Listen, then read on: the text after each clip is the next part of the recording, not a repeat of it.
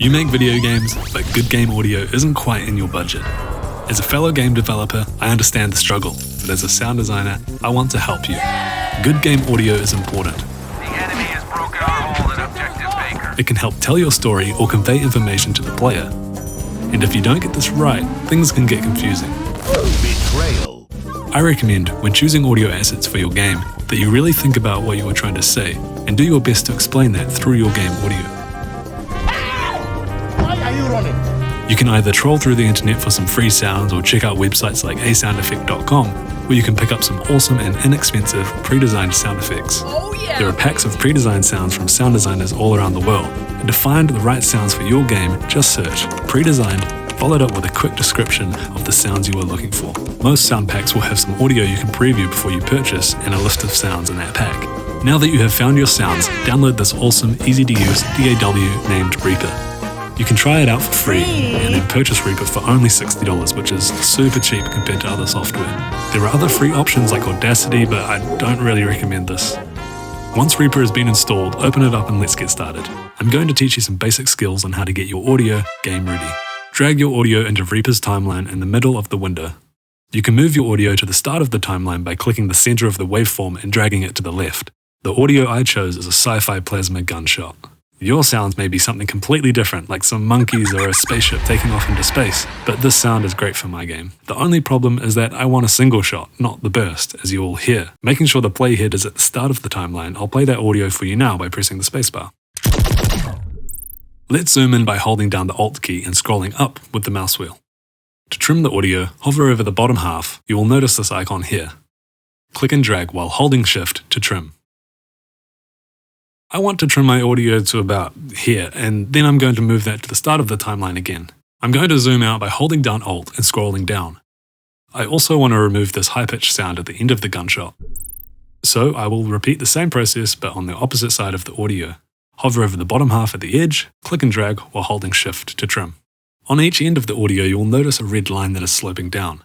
This is where our audio is faded in and out. This is a crucial part of preparing game-ready audio assets. Make sure to include fades on your sounds. I've decided I'd like a longer fade on the tail of my gunshot and a quick snappy fade at the beginning. You can also right-click on a fade to change the slope. One last step is to make sure your audio is not too loud or too quiet. Click on the effects box found on the left of your audio as seen on screen. This should open up a window with a list of your audio effects. If not, you may only see the smaller window and you will need to click the Add button.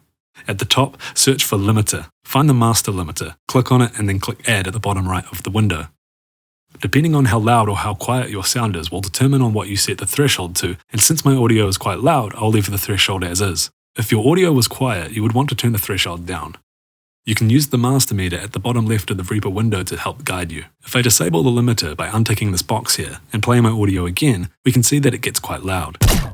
Now, you want to set the limit to -1 decibel. You can close this white window now and let's play our audio one last time while looking at the master meter on the bottom left to make sure it's not too loud or too quiet. You can also click on the meter to reset it. Perfect! You can see at the top of the meter we are getting an output of -1 decibel. If that number is over 0 decibels, then go back to the audio effects window, make sure the limiter is enabled and the limit is set to a value below 0 decibels. If you have any questions or issues, leave a comment and I'll get an answer back to you ASAP. Your audio should now be ready to export. Make a selection of your audio by clicking and dragging in the timeline as shown on screen.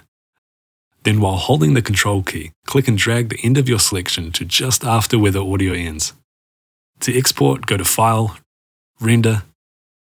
Now at the top of this window, change Bounds to Time Selection. Name your file, and then choose your desired output directory.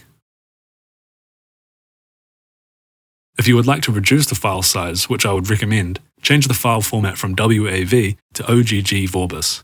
Then to export your game-ready asset, click Render One File.